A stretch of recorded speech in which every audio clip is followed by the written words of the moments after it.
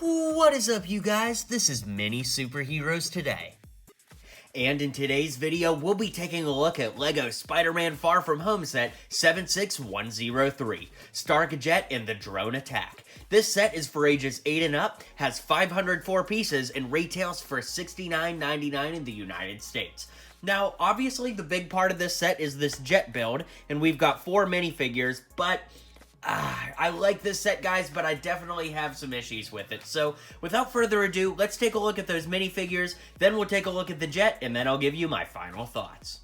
So up first is Spider-Man, and it's really disappointing that this is the Homecoming figure. Now, I'm sure that the Homecoming suit is going to show up in this movie, but as we all know from the trailers and leaked images and things like that, Spider-Man's going to have a suit that looks exactly like this, but instead of blue, it's going to have black detailing. So it's definitely a disappointment to get yet another version of a figure that we already have several of, but all in all, it is a nice figure if you don't already have the Homecoming figure, and I'm not knocking this figure, it's just I really would have rather had something new.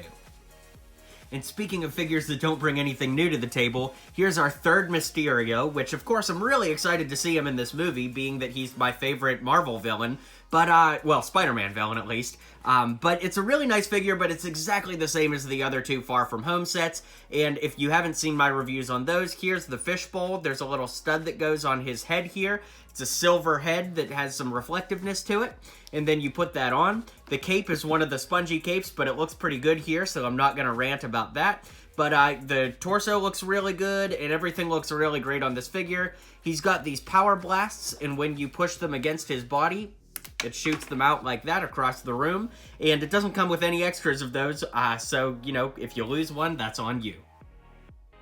And if you guys watch my videos, you know that I don't really pick on LEGO sets too much, but I'm about to do a rant that's going to give Just Too Good a run for his money.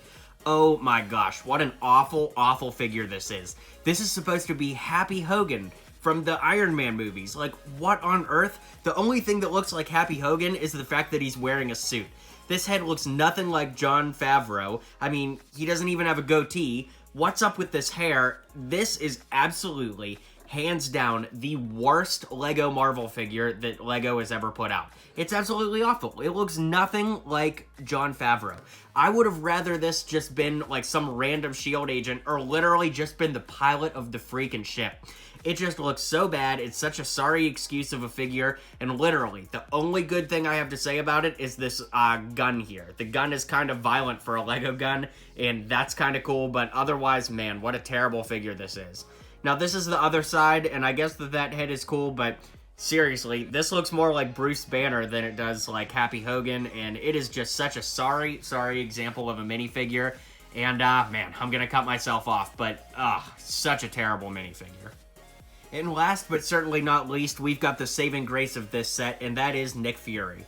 Now, this is a really, really great looking figure, and probably the main reason that most people will actually want this set. He's got a new head that doesn't look like any Nick Fury we've gotten before, a little extra detail there, and it really looks like Sam Jackson.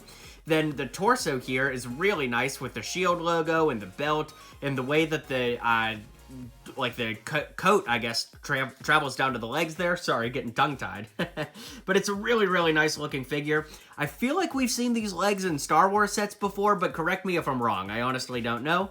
He's got this double-barreled sci-fi pistol gun here that looks really good, and overall, this is definitely my favorite figure from this set, and if I'm being honest, it might be one of my favorite figures from the entire Far From Home line. I mean, Mysterio is pretty great, pretty hard to argue with, but Nick Fury being an OG MCU character, it's really cool to see him so well represented in this set. He's even got the little scarring around his eye that just looks so good, and I absolutely love this figure. So, big thumbs up for Nick Fury. I absolutely love the way that this figure looks straight out of the box. Alright, so back at the set here, we've got the drones, and now these drones are interesting. I'm not really sure how they're going to play into the movie, because it seems like the movie's mainly about Mysterio and his illusions, but the drones have these little piston pieces, I guess, that move here. They've got these little buttons here, and when you click that, it shoots that stud out. And then there's the binoculars here, so overall, I mean, it's a neat little design, but not knowing anything about the movie or how these play in, it's a little strange, so I guess that's all I have to say about the drones. And after the drones, the only part of the set that's left is the actual Stark jet itself. So it's a really nice looking jet. I actually really like these window stickers here. I think that those look good. There's a Stark Industries sticker on the back.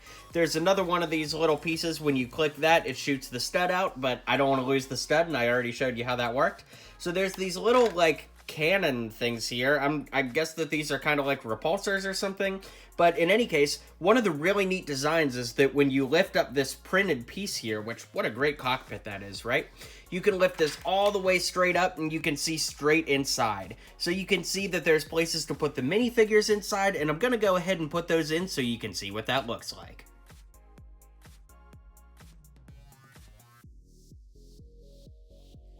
Alright, so here's the inside with the figures there. You can see Happy Hogan, or the excuse of Happy Hogan, up front here.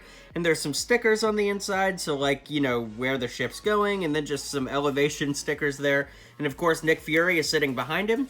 There's these little clips here where you could, like, put some weapons, like Fury's gun or something like that. There's these little soda bottles, and then you can see there's a spider sticker there, and it looks like there's some, like, hydro bubbles or something, maybe referencing the Hydro Man set, but I'm not 100% sure.